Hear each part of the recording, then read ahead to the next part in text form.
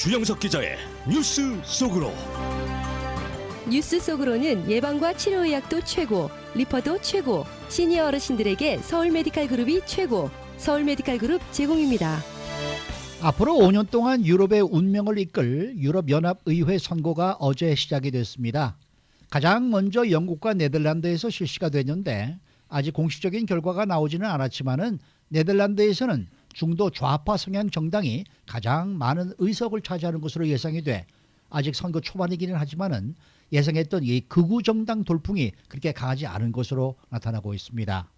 또한 브렉시트로 논란의 대상인 영국에서는 유럽연합의회 선거 준비 부족으로 상당수 유권자들이 투표를 하지도 못하는 등 혼란이 계속되는 모습이고 테레사 메이 총리는 오늘 자신이 총리직에서 물러날 것이다 라는 사퇴 의사를 밝혔습니다. 주영석 기자. 네, 안녕하십니까. 자, 우선 어제 가장 먼저 실시된 네덜란드의 선거 출구조사 결과 어떻게 나왔습니까? 예, 출구조사 결과가 나왔습니다. 입소스 여론조사 전문기관이 네덜란드 그 유럽 의회 선거 끝나자마자 바로 개표하기 전에 이제 출구조사 결과 발표했는데 네. 그 네덜란드는 이번 유럽 의회 선거에서 총 751석이 나오게 되는데 그 중에 26석이 이제 네덜란드에서 나오게 됩니다. 네. 그 결과를 발표했는데 참 보면 네덜란드도 당이 많아요. 네. 지금 보면 노동당, 자유민주당, 민주주의를 위한 포럼, 기독민주당, 자유당, D66, 녹색좌파당, 사회당, CUSGP, 50 플러스. 진짜 많네요. 지금 제 말씀드린 게 한 10개 정당 되는데요. 네. 이런 정당들이 이제 경쟁을 했으니까 네. 이게 이 정당들 10개 정당에 26석을 놓고 경쟁하니까요. 한 5, 6석만 차지해도 승리입니다. 그렇죠. 예, 그렇죠. 그렇게 되는 상황인데 지금 보면 중도좌파 성향의 노동당이 5석을 차지할 것으로 예상돼서 가장 많은 의석수를 지금 네. 확보한 것으로 그렇게 나타났습니다. 그리고 현재 네덜란드 총리죠. 마르크 리테 총리가 이끄는 자유민주당이 4석, 그러니까 현재 여당이 여당이네요. 4석을 차지할 것으로 이렇게 나타났고요. FVD 민주주의를 위한 포럼 반이민을 내세우는 우파 포퓰리스트 정당인데 이 정당은 3석에 그칠 것으로 나타났고요. 그리고 이제 기독민주당 역시 우파 정당인데 4석이 예상됐고요. 이 자유당이 가장 극우적인 정당입니다. 자유당이 반난민과 반이슬람을 주장하는 극우 포퓰리스트 정당인데 지금 현재 4석을 갖고 있었는데 이번 출구조사에서 1석으로 줄어드는 것으로 이렇게 나타나서 예, 네덜란드에서는 오히려 극우 정당을 유권자들이 선택하지 않는 것으로 그렇게 되네요. 예, 그렇게 네. 나타났고요. D66 이 D라는 게 민주 데모크라시를 얘기합니다. 그래서 민주 66라는 의미인데 이 당은 2석, 녹색 좌파당이 3석, 사회당 1석, 뭐 그리고 기독교연맹 사회개혁당 그룹이 2석, 50 플러스 당이 1석 이렇게 됐는데 보면 현재 여권과 그리고 사회주의 성향 이런 중도 좌파 성향 이런 정당들이 합치면은 뭐 녹색 좌파당도 좌파당이고 그래서 생각보다는 중도 성향 그리고 좌파 성향이 네덜란드에서는 이겼다. 뭐 네덜란드 자체가 극우적이라기보다는 역시 그래도 진보적인 지역이라고 할 수 있을 것 같은데 네. 어찌됐건 네덜란드에서는 이게 진보 정당이 승리를 거두는 것으로 지금 그렇게 나타난 것 같습니다. 한국의 정당들이 여기 가서 정당이나 만들어서 정치 생활을 하지. 자, 어제 정당도 많겠다 말이야. 그러게 막 10개나 되는데. 예. 어제 그 네덜란드와 함께 네. 선거가 또 처음으로 치러진 곳이 브렉시트 때문에 초미의 관심을 받고 있는 이 영국 아니었습니까? 영국이죠. 근데 영국에서는 많은 유권자들이 상당수의 유권자들이 투표를 하지 못하는 아주 황당한 사건이 발생했다면서요? 그렇죠. 참 이 영국이 요즘 말이 아니에요. 보면 어쩌다 영국이 이렇게까지 되나 싶을 생각이 들 만큼 이 선거조차 제대로 좀 못 치르는 것 같습니다. 그 그러니까 영국에는 영국 국적자, 그러니까 영국 국민이 있고 유럽연합 회원국이 또 영국에 거주합니다. 그 이건 사실 뭐 영국뿐만 아니라 유럽연합 회원국과도 다 마찬가지인데, 그러니까 이 어느 나라에 거주하든지 간에 이런 선거가 열릴 때 그 나라에서 투표할 수 있게 돼 있거든요. 근데 지금 영국이 준비가 부족해서 영국에 지금 거주하고 있는 유럽연합 회원국 유권자들이 좀 투표를 못했다고 합니다. 이 사람들이 좀 수천 명 정도 된다고 그래요. 네. 이게 좀 심각한 문제가 되고 있는데 이 테레사 메이 총리가 이끄는 영국 정부가 그 준비가 부족해서 이 선거를 치를 준비가 안 돼 있어가지고 이 영국 국적의 영국 국민들은 투표를 했지만 유럽연합 회원국 국민들은 투표를 못한 지금 이런 상황이 됐습니다. 그래서 한마디로 얘기하면 유럽연합 회원국 국가의 국민들이 자신의 참정권, 기본권을 행사하지 못하는 지금 그런 참사가 일어났다는 보도가 나오고 있는데 이 영국 BBC 방송이나 가디언지 보도를 보면 영국에서 유권자들이 정부의 투표 준비 부족으로 이 투표를 하지 못하는 이런 초유의 사태가 일어났다. 황당한 일이 벌어졌다. 이런 얘기를 하고 있습니다.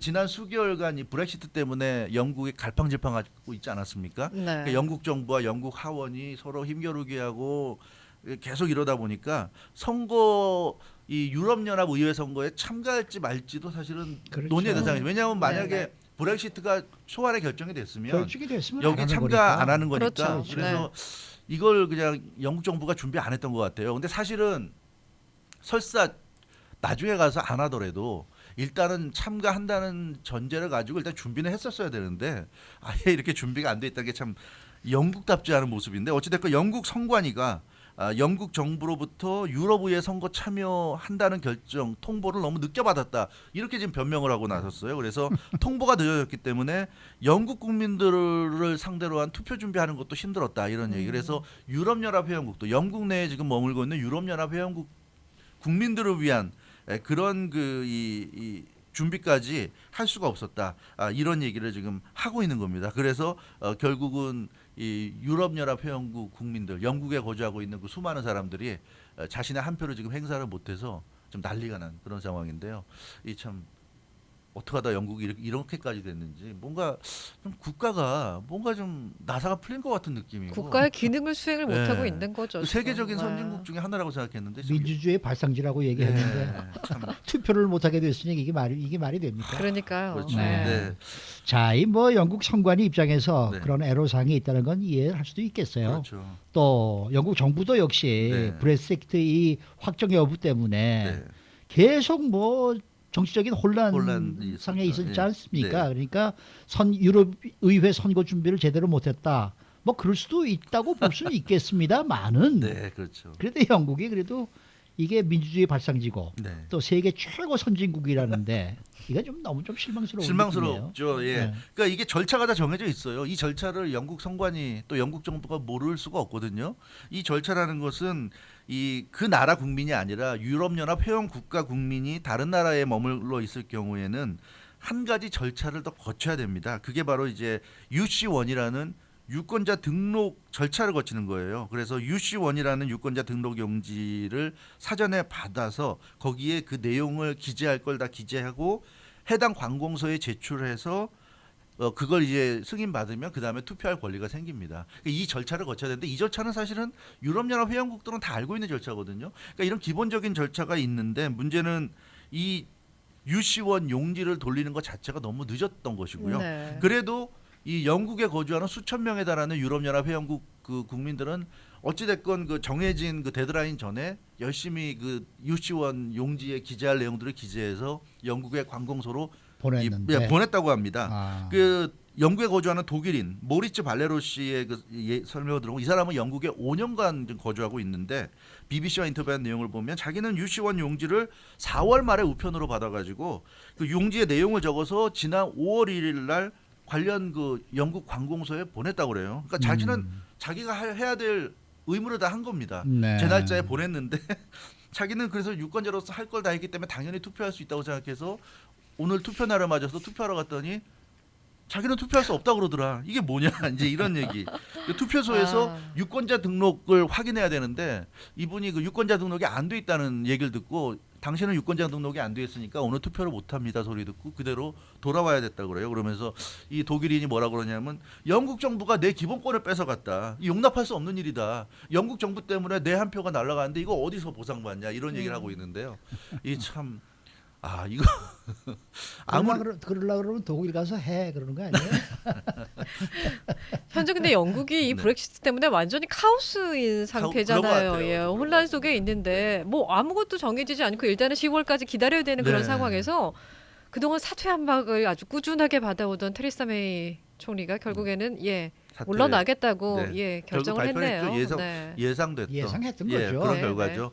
어떻게 네. 보면 테레사 메이 총리도 지금 멘붕 상태고 영국이란 나라 자체가 지금 멘붕 상태가 아닌가. 그러다 보니까 이렇게 기본적인 투표 선거 행위조차도 제대로 치르지 못하는 이런 어처구니 없는 정말 후진국도 이런 모습은 안 보일 것 같은데 선진국이라는 영국이 이런 어처구니 없는 모습을 좀 보이고 있습니다. 테레사 메이 총리가 오늘 그 다우닝가 10번지 총리 관저죠. 관저 앞에서 사퇴 성명을 발표했습니다. 그러면서 이제 6월 7일 금요일 날 물러난다고 지금부터 한 2주 남았죠. 2주 남았죠. 네. 2주 후에 물러난다고 공식 발표했습니다. 그 내용을 보면 브렉시트는 자신의 소신과는 달랐다. 그러니까 자기는 개인적으로 브렉시트를 지지하지 않지만 영국 국민들이 결정한 사안이라는 점을 강조했어요. 민주주의라는 것은 국민이 결정하면 정치인은 국민을 따라야 된다. 이게 이제 테레사 메이 총리가 오늘 얘기한 겁니다. 그래서 자기 개인적인 소신은 브렉시트를 찬성하지 않지만 영국 국민들이 브렉시트를 원하기 때문에 자기는 총리로서 그동안 열심히 브렉시트를 현실화시키기 위해서 노력해왔다. 노력해왔지만 불행히도 이제 실패하고 자기는 물러나게 됐다. 이런 얘기를 하면서 소회를 밝혔고요. 끝으로 자신이 사랑하던 나라를 위해서 봉사할 수 있어서 영광이었습니다 하는 말로 마무리 지었는데 이 마무리 말을 마치고 참았던 눈물을 흘렸는데 그 굉장히 좀 이 복받치는 그래서 이 굉장히 크게 우는 모습이었는데 참 안 돼 보인다는 느낌도 들었고요. 그 네. 우는 장면 보니까 가슴이 아프더라고요. 예, 그렇죠. 네. 본인이 눈물을 흘리니까 눈물을 이제 참질 못할 것 같으니까 그냥 서둘러서 총리 관저로 이제 들어가는 모습을 보였는데 이 테레사 메이 총리가 평소에도 보면 좀 무표정하고 고지식하고 그래서 별명이 메이봇입니다. 봇이라는 게 로봇의 봇이에요. 네. 그래서 네. 로봇 같은 사람이다는 의미의 메이봇인데 어떻게 보면 참 이 고지식한 그런 측면이 있다 보니까 이 브렉시트 난국에서 이 테레사 메이 같은 사람이 감당하기 어려운 그런 좀 무거운 질문 짊어지고 이 지난 수개월 동안 정말 영국에서도 욕 먹고 국민들로부터 그러니까 의회에서도 욕 먹고 국민들로부터도 욕 먹고 유럽 연합부터 욕 먹고 정말 이 테레사 메이가 고생만 하다가 이렇게 불명예 퇴진하는 순간 본인도 그동안 참았던 눈물을 터뜨리는 모습이 뭐 정치적으로 이 호불호는 갈릴 수 있지만 인간적으로는 참 안 돼 보이는 안 됐어요. 그러니까 네. wrong time에 네. wrong place에 맞아요. 있었던 총리가 아닌가 그런 생각이 이런 생각이 좀 네. 들었어요. 그리고 참 걱정스러운 게 어찌됐건 테레사 메이는 이로써 이제 물러나는 게 확정됐는데 이 보리스 존슨이 아마 그 전 런던 시장이죠. 보리스 존슨이 차기 총리로 지금 유력하게 거론이 되고 있는데 이 사람이 하드 브렉시트 주장자입니다. 이 사람은 네. 아주 철저한 브렉시트. 뭐 어차피 빠져나가는 마당에 유럽 연합이랑 뭐 이렇게 협의를 해서 타협할 것도 없고 그냥 하드하게 브렉시트 하자는 그런 주의자고요. 이 사람이 데이빗 카메론 전 총리와 친구 사이죠. 그래서 이 데이빗 카메론이 국민 투표를 실시해서 브렉시트를 확정지어 놓고서 이제 물러났는데 보리스 존슨이 만약에 총리가 된다 그러면 하드 브렉시트로 가는 것이 아닌가 하는 또 그런 걱정도 있고 근데 또 한 가지는 이 보리스 존슨도 그렇고 영국의 보수당 전체가 좀 그런데 정작 카메론 총리 시절에 이 국민 투표하기 전에는 그렇게 브렉시트를 해야 된다고 강력히 주장하더니 막상 투표를 해서 국민들이 브렉시트 선택해 주니까 그 다음부터는 또 이렇게 뭐라 그럴까요 좀 민기적거리면서 브렉시트를 하겠다는 건지 말겠다는 건지 말로는 뭐 브렉시트 해야 된다고 하지만 하는 행동을 보면 또 모르겠어요. 그래서 이 뭔가 말과 행동이 참 다르다. 그래서 이번 사태를 보면서 영국의 보수당이라고 하면 전통 있는 당인데 굉장히 많은 사람들, 영국 국민도 그렇고 전 세계적으로 이 보수당에 대한 실망감이 굉장히 크다. 이 전통이 다 좋은 건 아니구나. 무슨 뭐 전통이 뭐 모든 걸 해결해 주는 것도 아니고 보수당이 뭐 이런 식이라면 무슨 의미가 있나 하는 생각이 들 정도로 참 네. 어처구니 없는 모습을 많이 보이는 것 같습니다. 아니 근데 지금 그 영국에 있는 다른 나라 국민들이 지금 네. 이 투표를 못했다 그러면은 네. 이 선수들은 지금 구제할 방법이 없는 거야? 아, 이런 분들은 사실은 방법은 있어요. 어떻게?